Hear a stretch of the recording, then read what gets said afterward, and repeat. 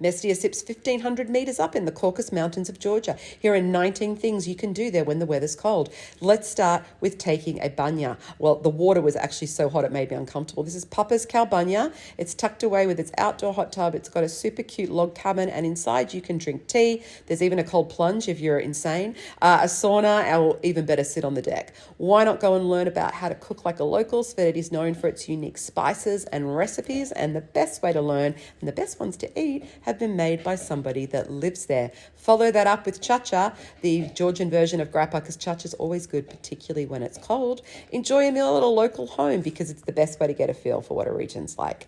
Then it could be time for a sauna or perhaps a dip in a swimming pool as long as it's inside. This is Hotel Posta where I stayed. Don't leave without buying some Svenati salt. It's delicious. Enjoy the wildlife. I know they're dogs, they're not wildlife, but dogs are kind of like wildlife in Georgia because they're everywhere.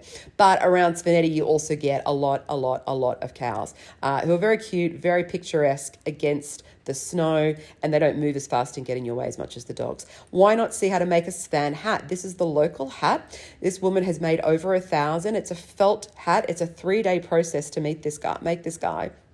There's a lot to get done, including rolling it and, of course, also shaving it. On the way to Ushguli, don't forget to see the Tower of Love and hear the story.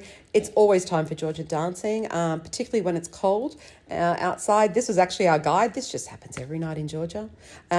Take the, what was called Hatsvali cable car up the mountain. Don't go the ski lift from Mestia because it's outside and you'll be freezing.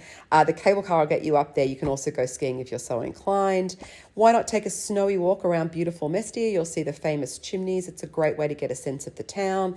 And then once you're done, head over to the History Museum and Ethnography. There's some great views of town from there. Plus, you'll see a lot of relics and artifacts and some gorgeous mosaics and cute things like this. Then head over to Erti Kava for a good specialty coffee. I highly rate them. And then follow it up with Laila, a couple doors down. Best restaurant in town, great atmosphere, awesome food. That's got dumplings inside. It was amazing. This is Ushguli. This was the highlight of my time in Mestia. It's a 2-hour trip from there. It's actually the highest settlement in Europe.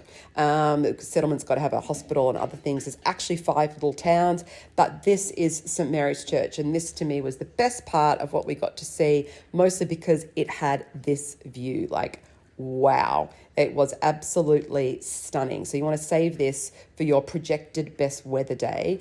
You can also go inside the church, which is super cute, as you can see, and very photogenic. You must try kubdari before you leave. And then there's the drive from Zugdidi to Mestia, which is so beautiful, although the road can be a little bit dangerous.